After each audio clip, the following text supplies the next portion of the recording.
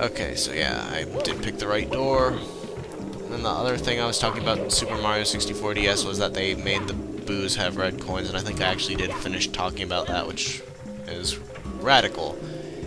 Anyway, oops, I got the 100 coin star without getting, like, the, what, 40, 20 coins in here. Yeah, I think this is a contender along with, Womp's Fortress for most coiny level, or at least level I'm able to get a bunch of coins in easily. So anyway, yes, this is how you get out of the attic and fight the big boo up here. Whoops. Wahoo! Wahoo! Wahoo! Yahoo! Okay, I'll do it the boring ground pound way, except this guy has wonderful collision. What? What? So yeah, the two strategies I read in my conflicting Nintendo and Prima guides were to punch him from behind and ground pound, but I personally prefer kicking him from the front just because it's sort of like saying, haha, I'm good at old video games that didn't have very good testing of that type of stuff. Look at me, I'm popular on the internet. So anyway, I always hated this and I still hate it. But at least I'm able to do stuff like that now. When I was a kid, I just crawled up, and crawling is like the most monotonous waste of time I can possibly think of. Now I might be out of... Am I out of stars that don't require vanish caps in that level? Yes, I am. So we will come back at a later time after we have drained the moat. That was actually pretty quick. I did that in, what, not even 2 parts. Well, I guess it might be divided up into 3 parts, depending on how I cut this up, but I am just under 22 minutes, and the longest my parts could possibly be is... Whoops, I forgot I had enough to do this. I guess I could go clear Dire Docks, but I think I'm going to continue going in chronological order. Except for the fact that I think I basically forgot to for the first area, so I can't really keep going, but...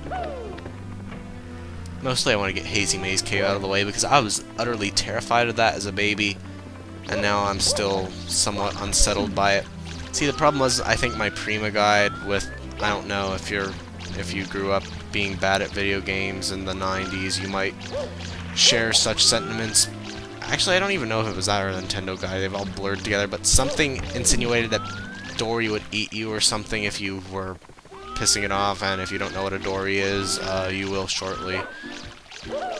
I should probably just, like, take these... Well, no, I would say I should just assume people will think for themselves and figure that out, that I will not just reference something at random, but no, I would probably get a pretty heavy stream of comments saying, what's the thing you mentioned and I don't know what it is, even if it's a few seconds later in the comments, so... Waste of time like this are pretty useful. And this is a unnumbered star door, which I think was kind of weird, because you can't get down here without at least 12 anyway, but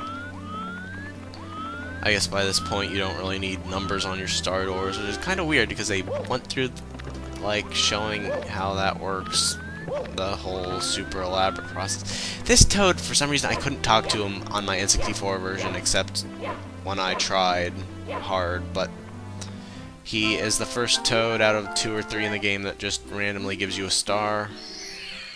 In Super Mario 64 DS, there's a glitch where you can get 121 stars, or 151 stars, and I wanted to do it, but I missed one of the castle secret stars and the one that you get an extra of, which is the glitch, and if anyone really cares, I'll explain it in a later day, but for now, just accept that there's a way you can get a second version of one of the castle's secret stars, and I did that. And then I did not thoroughly do all the other secret stars, so there was one secret star I was missing, and so I talked to like every Toad in the castle twice to see if I missed one of those, and I didn't. I still have 150 stars on that file, which kind of upsets me, but oh well, that doesn't really relevant to this. And I always thought this was pretty neat. I mean, this platforming gave me really difficult time considering what it is, but yeah, the way I played old games basically just got like through the first 15% I could beat and then restarted in a new file. Anyway, I like this as a little checkpoint for how far you've gotten in the game. Oh yeah, these coins up here pissed me off for the longest time. I think with the Super Yoshi triple jump, or maybe just triple jump and a wall kick, you can get them, but I thought there was something I was supposed to be able to do out of okay, that's how you do it, but I thought there was something you were supposed to be able to do while the water was risen to get them, and I thought I was like, had some horrible misunderstanding of the way the water mechanics worked, and it really upset me for a long time. But anyway, I like the castle draining, as it is a nice, like, midway point. Makes the game feel different a little bit. I think it might save a little bit of time on your way into the basement, but most of the time I stay in the basement until I've completely beaten it, so it's a bit of a moot point for me. Oh, I hate this. This is probably my least favorite of all the caps, or definitely my least favorite of all the cap stages, even though I was arbitrarily bad at the metal one for a while, mostly because I was afraid of Hazy Maze Cave, and it was in that. But yeah, these platforms are bad news.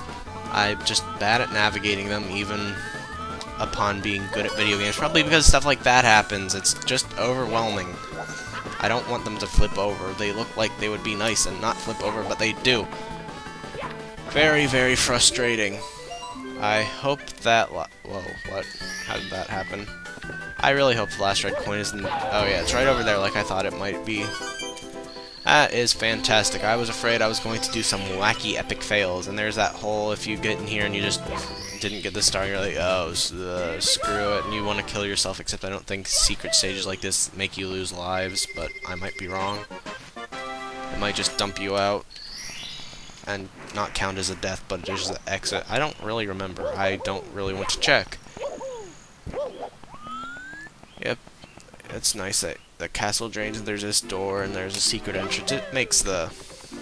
I mean, it's a little thing, but it makes the overworld seem fluid and that you're able to change it even if you aren't really. Yeah, there's that other thing that lets you get back into the main room with Dire Docks, and I guess if you did this like last after all the other basement levels, it is how you're supposed to get into Dire Docks, but Dire Docks is a boring level. While it's a pretty good level, but it just doesn't seem as interesting as the other basement levels, like Hazy Maze Cave. This is pretty radical.